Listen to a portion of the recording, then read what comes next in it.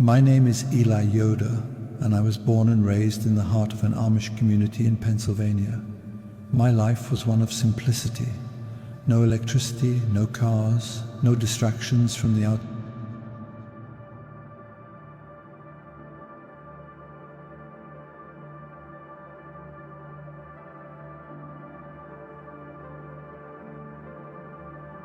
Part of our lives, from how we dressed to how we worshipped. It was all I had ever known, and I believed that obedience to these traditions was the key to salvation. But deep down, there were questions I didn't dare ask. I followed every rule, yet I often wondered if it was enough. Was God pleased with me, or was I just going through the motions? My prayers sometimes felt hollow, and I feared that my faith wasn't as strong as it should be. I buried these doubts, telling myself that questioning was dangerous and trusting the community's teachings was my only path. Everything changed on a cold winter morning. I was driving the horse-drawn buggy home from town when a truck came speeding around a blind curve. I didn't even have time to cry out before it hit me head-on. In an instant, my world went black.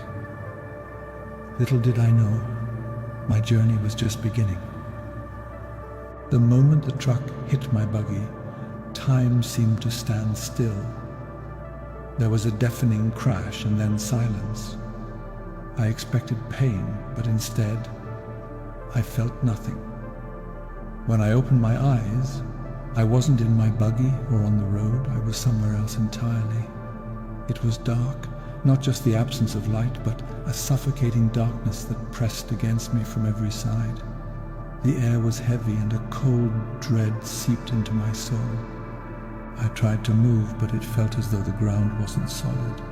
There was no sense of direction, no up or down, just an endless void. I called out, but my voice was swallowed by the emptiness. Confusion gave way to fear. Where was I? Was this death? I had always believed that those who lived a good, obedient life would go to heaven. Hadn't I followed the ordinance? Hadn't I done everything my community required? Why wasn't I in the presence of God? As I stood there, scenes from my life began to play out before me, not like memories, but as if I was watching them from a distance. I saw myself working the fields, sitting in worship services, helping my family. On the surface, it all looked good, faithful, obedient, and disciplined. But then the scenes shifted. I saw moments I'd long buried, moments of doubt and fear, times when I questioned if the rules were enough, if God truly knew me, or if I was just going through the motions to please others. And then I saw something that shook me to my core. I saw the ripple effects of my choices, not just the good, but the harm I had caused. My pride in following the rules had made me judgmental of others. My rigid adherence to tradition had hurt people I cared about, people who struggled with the same doubts I did but were too afraid to speak up. I had looked down on them, thinking myself better because I followed the ordering so perfectly. But now I saw the truth. My faith had been shallow, focused on appearances and rules, not on a real relationship with God. The weight of regret crushed me. The darkness around me seemed to grow thicker, heavier, as if it was feeding on my guilt. I felt utterly alone, as though I was being swallowed by the very emptiness I had feared. For the first time in my life, I realized that I had relied on my own efforts, my own righteousness, instead of truly knowing God. I fell to my knees, trembling, and cried out, "Jesus, if you are real, help me. Please don't leave me here." My voice echoed into the void, and for a moment there was only silence. But then something happened that I will never forget. A faint light appeared in the distance. It was small, like a single candle in a vast, dark room, but it grew brighter and brighter. The darkness recoiled from it, shrinking back as the light advanced toward me. As it grew closer, I felt something I hadn't felt in what seemed like an eternity. Hope. The light surrounded me, warm and powerful, and I felt the suffocating weight of the darkness lift. I could breathe again. The overwhelming fear and regret that had gripped me began to melt away, replaced by a sense of peace that was unlike anything I'd ever known. And then I saw him. Jesus stood before me, radiant and filled with a love so pure that it brought tears to my eyes. His presence was overwhelming, not in a way that inspired fear, but in a way that made me feel fully known and fully loved. His eyes met mine, and I felt as though he could see every corner of my soul, the good, the bad, the doubts, and the pride. Yet there was no condemnation in his gaze, only compassion. "Eli," he said, his voice both gentle and firm, "why have you relied on the works of your hands and the traditions of men instead of trusting in my grace?" I wanted to speak, to defend myself, but the words wouldn't come. Deep down, I knew he was right. I had spent my entire life striving to follow rules, believing they would save me, but I had never truly understood what it meant to know him. "I'm sorry," I whispered, tears streaming down my face. "I didn't know. I thought I was doing what you wanted." Jesus knelt beside me, placing his hand on my shoulder. "Eli, I have been with you all along, waiting for you to turn to me. The rules cannot save you, but my love can. My grace is enough." In that moment, the light surrounding him seemed to grow even brighter, and I felt a warmth wash over me, healing wounds I didn't even know I had. I realized then that it wasn't about how well I followed the rules or how hard I worked. It was about accepting his love and grace, a gift freely given and undeserved. As I knelt in his presence, I knew that my life was about to change forever. The darkness was gone, and for the first time I felt free. Jesus extended his hand to me, and as I took it, I felt a peace that I knew would never leave me. The journey wasn't over, but I was no longer afraid. I had found the truth, and it had set me free. As I stood in the radiant light of Jesus, the overwhelming sense of love and peace filled every part of me. I felt unworthy to be in his presence, yet his gaze assured me that I belonged here, not because of anything I had done, but because of who he was. I couldn't speak, overcome by the weight of his holiness and the depth of his love. "Eli," he said, his voice soft but filled with authority, "you have lived your life with sincerity, seeking to honor God, but you have been burdened by a yoke I never intended for you to carry." The words pierced through me. I wanted to object, to say I had done my best, that I had followed the rules of the ordinance as faithfully as I could. But deep down, I knew he was right. I had lived with a constant sense of striving, always afraid I wasn't good enough, always wondering if I had done enough to earn God's approval. "Come," Jesus said, gesturing toward the light that surrounded us. Suddenly, scenes from my life began to unfold. It was as if I was standing outside of time, watching my own story play out before me.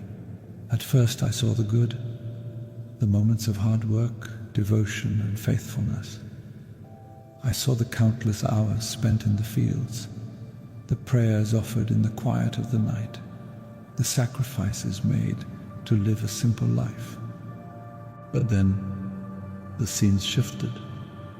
I saw moments where my devotion had turned into pride, where my obedience to the rules had made me look down on others. I saw the times I had judged my own brothers and sisters in the community, believing their struggles were a sign of weakness, while my adherence to the ordinum made me righteous. I had been so focused on doing what was right that I had forgotten the heart of why we were supposed to live simply in the first place, to draw closer to God. Tears streamed down my face as I watched the ripple effects of my actions. I saw how my pride had hurt others, how my judgment had pushed people away from me, and worse, from God.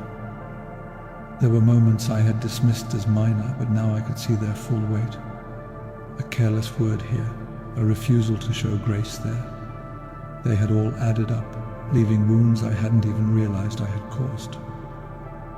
You believed that the rules were enough, Jesus said gently. But the rules were never meant to save you. They were meant to point you to me. I felt my knees overcome with regret. I thought I was doing the right thing, I whispered. I thought that if I followed the ordinal, I would be pleasing to God. Jesus knelt beside me, his presence overwhelming yet comforting.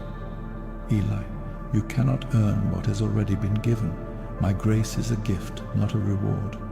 You followed the rules, but you never let yourself fully know me, and knowing me is what truly matters. As he spoke, another scene unfolded. This time it wasn't about my past, it was about what could be. I saw myself living with a freedom I had never known. I was still working hard, still living simply, but there was a joy and peace that hadn't been there before. Instead of striving to earn God's love, I was living from a place of already being loved. I saw myself sharing this newfound truth with others, not in judgment but in love, helping them see that grace was the foundation of true faith. These are the plans I have for you, Jesus said, his voice filled with hope. Plans to prosper you, to give you a future and a hope, but you must choose to walk in them. I looked at him, my heart heavy with the realization of how much I had missed. How? I asked. How can I walk in this freedom when I've spent my whole life trying to earn it? By trusting in me, he replied simply. Let go of the burden you've carried. Let go of the fear that you're not enough. My grace is sufficient for you, Eli. My power is made perfect in weakness. The light around us grew brighter, and for the first time I felt the chains I had carried for so long begin to fall away. They weren't physical chains, but the chains of fear, pride, and striving that had bound my soul. I felt lighter, freer than I had ever imagined possible. There is no condemnation for those who are in me, Jesus said, his voice resonating with authority. Your sins have been forgiven. Your mistakes have been washed clean. You are not defined by the rules you followed or the mistakes you made. You are defined by my love for you. I wept as his words washed over me, filling me with a peace that I knew would never leave. I realized then that my life wasn't about checking boxes or following rules. It was about knowing him, walking with him, and sharing his love with others. You have been given much, Eli, Jesus said, standing and extending his hand to me. Now go and share what you have seen.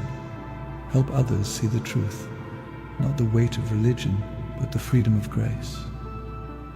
I took his hand, and as he lifted me to my feet, I felt a strength I had never known.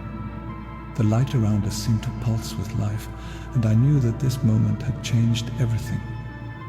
The rules that had once felt like a prison were no longer chains. They were simply tools that I could now use to point others to the God who had saved me. Go, Eli, Jesus said, his voice filled with love and authority. And remember, I am with you always. The vision began to fade, but the peace and purpose I felt remained. I knew I was being sent back to the world I had left, but I wasn't afraid. I had met the truth, and my life would never be the same. As the light around me pulsed with warmth and life, Jesus stood before me, his expression filled with love and purpose. I felt like a child standing before a loving Father, fully known yet fully accepted. The weight of my life, my failures, and my misplaced efforts seemed to dissolve in his presence. I knew that whatever came next, it would be different. I would be different. Eli, he began, his voice steady and clear. I am giving you a second chance. You have seen the truth, and now you must live it. The life you return to will not be the same, but you are not the same either. What you have been shown is not for you alone. It is for those I am calling you to reach. His words both comforted and overwhelmed me. The thought of going back felt daunting, but I knew I couldn't remain in this place, not yet. There was a purpose waiting for me, one far greater than I could understand. You have lived a life of obedience to the rules, Jesus continued, but now I am calling you to live a life of obedience to me. Rules have their place, but they were never meant to replace a relationship with me. Many in your community are trapped, believing that their worth is tied to their works just as you did. I am sending you back to show them the truth. As he spoke, scenes unfolded before me, not of my past, but of what could be. I saw myself standing before members of my community, sharing my story. At first, they looked at me with skepticism, even hostility. But as I spoke, some began to soften, their eyes filling with tears as they recognized the same burdens I had carried. I saw families healed, relationships restored, and a joy that had long been missing begin to spread among them. These are the lives you will touch, Jesus said, if you remain faithful to the mission I am giving you. But know this, the road will not be easy. You will face rejection even from those closest to you. Some will see your transformation as a threat, a betrayal of their way of life. The enemy will try to silence you, to pull you back into fear and doubt. But do not be afraid, for I am with you always. His words struck me deeply. The thought of facing rejection, of being alienated from my own people, filled me with dread. Yet, as I looked into his eyes, I felt a strength that was not my own. I realized that this wasn't about me, it was about him and what he wanted to do through me. Jesus, I said, my voice trembling, how will I know what to say? How will I face the challenges ahead? He smiled, the kind of smile that made every fear melt away. You already know what to say, Eli. Speak the truth you have seen, share the grace you have received, and when you face challenges, remember this: my strength is made perfect in your weakness. You do not need to rely on your own abilities. I will equip you for every step of the journey. As he spoke, I felt a wave of peace wash over me.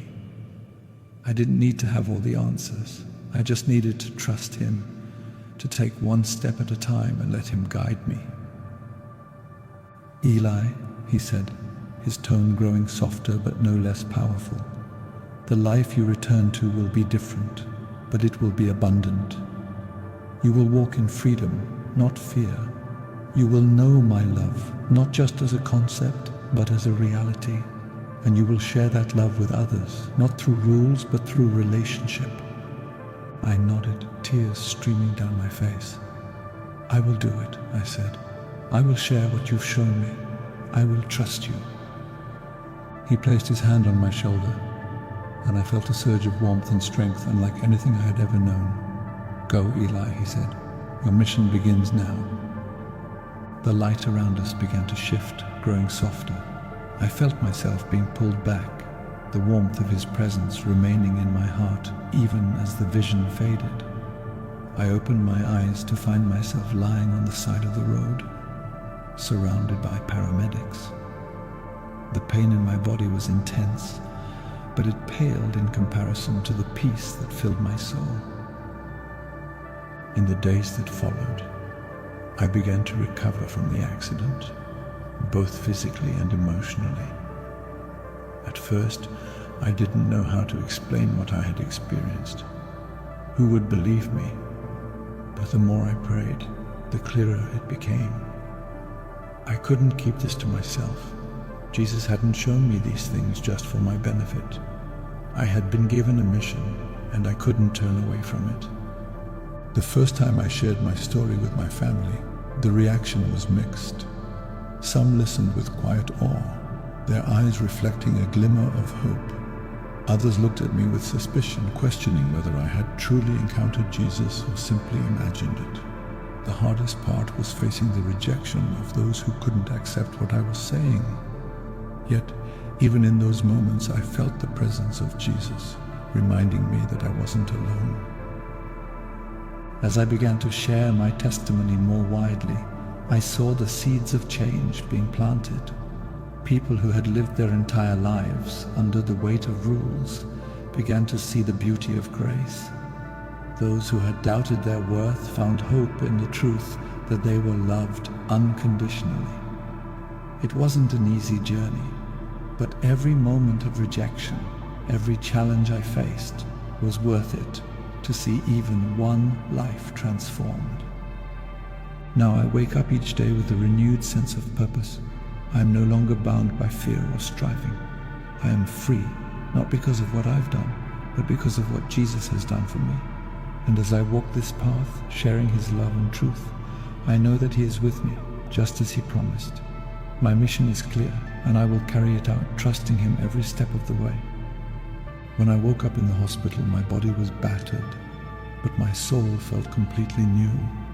I lay there, staring at the plain white ceiling, replaying the words Jesus had spoken to me. The peace I felt in that moment was unlike anything I had ever known, but it came with a weight of responsibility. I had been given a mission, and I couldn't ignore it. The first test of my resolve came when my family visited me in the hospital. My parents and siblings, dressed in their simple Amish clothing, looked at me with a mixture of relief and concern. My father, always a man of few words, placed a hand on my shoulder and said, "God has spared you, Eli. He must have a purpose for your life." Little did he know how true those words were, but I didn't know how to begin explaining what had happened. At first I kept the details of my near-death experience to myself. I needed time to process it all, to pray and seek wisdom about how to share what I had seen and learned. But as the days went on, the urgency in my heart grew stronger. I couldn't stay silent. Jesus had given me a second chance, and I had to tell others about the grace I had experienced. The first time I shared my story was at home, around the dinner table with my family. I told them everything, how I had felt lost in the darkness, the overwhelming love and truth of Jesus, and the mission he had given me. The room fell silent as I spoke. My mother wiped tears from her eyes, and my younger siblings listened wide-eyed. But my father's face remained stoic. When I finished, he leaned back in his chair and said, "Eli, what you're saying, it goes against everything we've been taught. The ordning is the foundation of our faith. Without it, there's only chaos." "I'm not saying the ordning is bad," I replied, my voice steady but firm. "But it's not what saves us. Jesus showed me that it's his grace, not our works, that gives us freedom and life. The rules should point us to him, not replace him." My father's expression hardened. "Be careful, Eli. Questioning the ordning is dangerous. It can lead you down a path away from the community, away from everything we stand for." I knew his words came from a place of fear, not malice. He had lived his entire life believing that strict adherence to the rules was the only way to please God. But I also knew I couldn't let that fear silence me. Over the next weeks and months, I began sharing my testimony with others in the community. At first, the response was cautious curiosity. People were intrigued by my story, but hesitant to fully embrace the message of grace over works. Some listened with tears in their eyes, confessing that they too had felt the weight of striving without ever truly feeling God's love. Others were more resistant, accusing me of abandoning the teachings that had guided our people for generations. The opposition grew stronger as word of my testimony spread. Some elders in the community warned others not to listen to me, labeling me as a troublemaker who threatened the unity of the Amish way of life. I was even called before a council of church leaders, where they questioned me about my intentions. "Eli," one elder said, his voice heavy with disappointment, "you've always been a faithful member of this community. Why are you sowing division with these ideas?" "I'm not trying to divide anyone," I replied. "I'm trying to point people to Jesus. He showed me that it's not about the rules, It's about knowing Him and living in His grace. That's the message I've been called to share. Their faces were a mix of skepticism and sadness, and I left the meeting knowing I was walking a lonely path. But even in the face of rejection, I felt a deep sense of peace. I wasn't alone. Jesus was with me, just as He had promised. Despite the resistance, I began to see the seeds of change taking root. One day, a young man named Caleb approached me after church. He had always been quiet and reserved, but now his eyes were filled with a mixture of desperation and hope. "Eli," he said, his voice trembling, "I've felt the same doubts you described. I've followed the ordering my whole life, but I've never felt close to God. I want to know Him like you do. Can you help me?" Hearing those words filled my heart with joy. We began meeting in secret, praying together and studying the Bible. Over time, Caleb's faith grew stronger, and he began to experience the freedom and peace that comes from a true relationship with Jesus. His transformation inspired others, and soon small groups of believers began forming, quietly seeking a deeper connection with God beyond the rules. It wasn't easy. The opposition didn't go away, and there were moments when I felt the weight of loneliness and doubt. But every time I prayed, I felt the presence of Jesus reminding me of His promise. "My grace is sufficient for you." Now, as I look back on those first months, I see how God was working even in the hardest moments. The seeds of grace and truth have begun to spread, and while the journey is far from over, I know I am walking the path He has set before me. I am no longer defined by fear or striving. I am a changed man, living in the freedom of His love, and I will continue to share that message with everyone who will listen. For every rejection, there is a moment like Caleb's, a heart opened, a life transformed, and that makes every step of this journey worth it. My life is no longer the same. The fear, the striving, and the constant weight of wondering if I was enough are gone. I now live with a peace that comes from knowing I am loved by Jesus, not because of what I've done, but because of who He is. His grace has transformed me, and my relationship with Him is no longer about rules, but about trust, love, and surrender. I won't say the journey has been easy. There have been challenges, rejection, and moments of doubt. But through it all, I've seen the power of God's grace, not just in my life, but in the lives of those around me. The seeds of truth are growing, bringing hope to places where there was once only fear and striving. And I know this is only the beginning. To anyone listening to this, I want you to know that grace is available to you, no matter where you've been or what you've done. You don't need to earn God's love, it's already yours. Rules and traditions can be good, but they were never meant to replace a personal relationship with Jesus. He is calling you to freedom, to peace, and to a life defined by His love. If you feel lost or burdened, call out to Him. He is waiting with open arms, ready to forgive, to heal, and to make you new. Trust in His grace, and you will find the freedom you've been searching for. This is the truth that changed my life, and I pray it will change yours too.